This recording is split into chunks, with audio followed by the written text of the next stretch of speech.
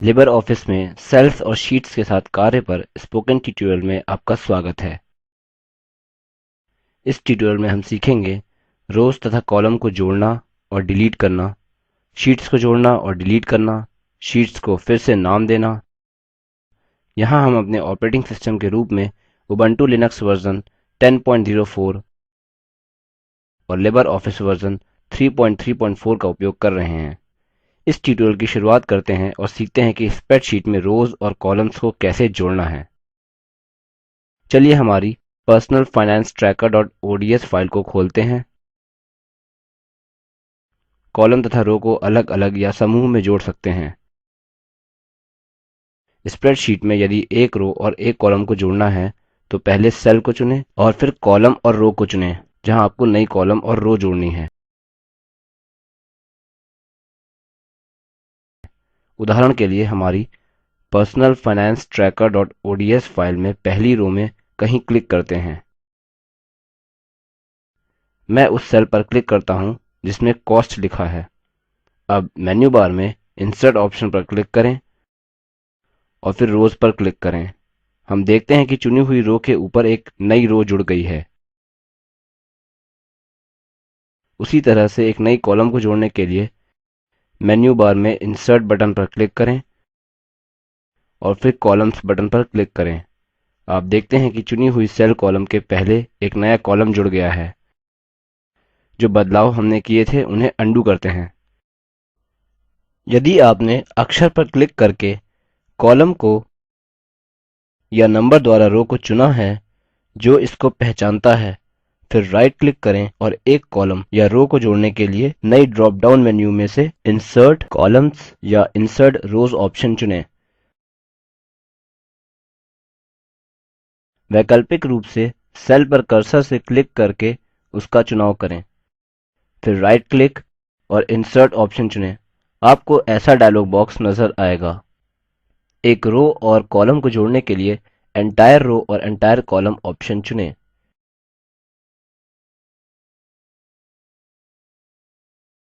एक ही समय पर विभिन्न कॉलम और रो जोड़ने के लिए प्रारंभिक सेल पर लेफ्ट माउस बटन पकड़कर आवश्यक कॉलम और रो को स्पष्ट करें और आवश्यक सेल्स तक ड्रैग करें। यहाँ हमने 4 सेल चिन्हांकित किए हैं। रो और कॉलम को जोड़ने के लिए बताए गए तरीकों में से किसी का भी अनुसरण करें। मैं नई रोज जोड़ना चाहता हूँ, इसलिए मैं चुने गए ऑप्शन पर राइट क्लिक करके इंसर्ट ऑप्शन चुनूंगा। अब मैं एंटायर रो ऑप्शन चुनूंगा। ओके बटन पर क्लिक करें। देखें कि पहले चुने गए रोज के ऊपर 4 नई रोज जुड़ गई हैं। अब हम सीखेंगे कि कॉलम को अलग अलग या समूह में कैसे डिलीट करें। एक रो या कॉलम को डिलीट करने के लिए पहले उस कॉलम या रो को चुनें जिसे डिलीट करना चाहते हैं। उदाहरण के लिए यदि आप कॉलम डिलीट करना चाहते हैं जिसमें लॉन्ड्री लिखा है, पहले उस कॉलम में एक सेल पर क्लिक करके उसे चुनें। अब सेल पर राइट क्लिक करें और डिलीट ऑप्शन पर क्लिक करें। डिलीट सेल्स हेडिंग के साथ एक डायलॉग बॉक्स दिखाई देता है। अब शिफ्ट सेल्स अप ऑप्शन पर क्लिक करें और फिर ओके बटन पर क्लिक करें। आप देखते हैं कि सेल डिलीट हुए हैं और इसके नीचे के सेल शिफ्ट होकर ऊपर आते हैं। इस बदलाव को अन्डू करते हैं। अब हम सीखेंगे कि एक ही समय में विभिन्न कॉलम या रो को अलग अलग या समूह में कैसे डिलीट करें। उदाहरण के लिए यदि आपको रो डिलीट करनी है जिसमें लॉन्ड्री लिखा है, पहले उस सेल को चुनें जिसमें उसका सीरियल नंबर है जो है 6। अब इस सेल पर लेफ्ट माउस बटन से क्लिक करके पूरी रो पर ड्रैग करें या तो उस रो नंबर पर क्लिक करें जिसे डिलीट करना है। पूरी रो चिन्हांकित होती है। सेल पर राइट क्लिक करें और फिर डिलीट ऑप्शन पर क्लिक करें। डिलीट सेल्स नामक डायलॉग बॉक्स दिखाई देगा। अब शिफ्ट सेल्स अप ऑप्शन पर क्लिक करें और फिर ओके बटन पर क्लिक करें। आप देखते हैं कि पूरी रो डिलीट होती है और उसके नीचे वाली रो ऊपर आ जाती है। उसी तरह से कॉलम को चुनकर डिलीट कर सकते हैं। जो हमने बदलाव किए हैं उन्हें अन्डू करते हैं। शीट में कैसे विभिन्न रो तथा कॉलम को कैसे जोड़ें और डिलीट करें, यह सीखने के बाद अब हम सीखते हैं कि कैल्क में शीट्स कैसे जोड़ें और डिलीट करें। कैल्क में नई शीट जोड़ने के कई तरीके हैं। एक एक करके सबके बारे में सीखते हैं। सभी तरीकों के लिए पहले स्टेप है कि उस शीट को चुनें जिसके बाद अगली नई शीट जोड़नी है। अब मेन्यू बार में इंसर्ट ऑप्शन पर क्लिक करें और फिर शीट पर क्लिक करें। इंसर्ट शीट हेडिंग के साथ एक डायलॉग बॉक्स ओपन होता है। अब अपनी वर्तमान शीट के बाद नई शीट को जोड़ने के लिए after current sheet radio button को चुनते हैं। नेम के जगह पर हमारी नई शीट का नाम शीट 4 दर्शाया गया है। यह नाम सिस्टम द्वारा दिया गया है। आप चाहें तो बदलकर दूसरा नाम दे सकते हैं। अब ओके बटन पर क्लिक करें। हम देखते हैं कि हमारी वर्तमान शीट के बाद नई शीट जुड़ी है।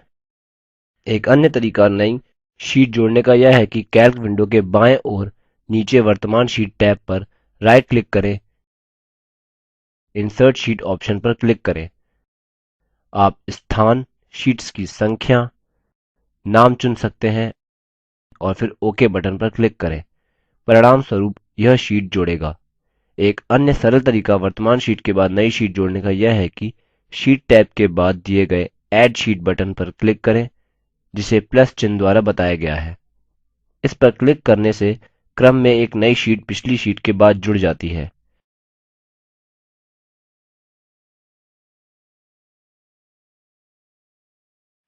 आखिरी तरीका नई शीट को जोड़ने का यह है कि इंसर्ट शीट डायलॉग बॉक्स पर जाकर नीचे शीट टैब में ऐड शीट प्लस चिन्ह के बगल में खाली जगह पर क्लिक करें। खाली जगह पर क्लिक करने पर हम देखते हैं कि डायलॉग बॉक्स दिखाई पड़ता है। आप डायलॉग बॉक्स में शीट की जानकारी एंटर कर सकते हैं और फिर ओके बटन पर क्लिक करें। शीट्स को कैसे जोड़ें, यह सीखने के बाद हम सीखते हैं कि कैल्क में शीट्स कैसे डिलीट करें। शीट्स अलग अलग या साथ में डिलीट कर सकते हैं। सिर्फ एक शीट को डिलीट करने के लिए जिस शीट को डिलीट करना है उस पर राइट क्लिक करें और फिर पॉपअप मेन्यू में से डिलीट शीट ऑप्शन पर क्लिक करें और फिर येस ऑप्शन पर क्लिक करें। आप देखते हैं कि शीट डिलीट हुई है। एक विशिष्ट शीट को डिलीट करने का अन्य तरीका है कि मेन्यू बार में से एडिट ऑप्शन का उपयोग करें। उदाहरण के लिए यदि हमें शीट 3 डिलीट करनी है, मेन्यू बार में एडिट ऑप्शन पर क्लिक करें और फिर शीट ऑप्शन पर क्लिक करें। अब पॉपअप मेन्यू में से डिलीट ऑप्शन पर क्लिक करें और फिर येस ऑप्शन पर क्लिक करें। आप देखते हैं कि शीट डिलीट हुई है। अब डॉक्युमेंट में जो बदलाव हुए हैं उन्हें अन्डू करते हैं।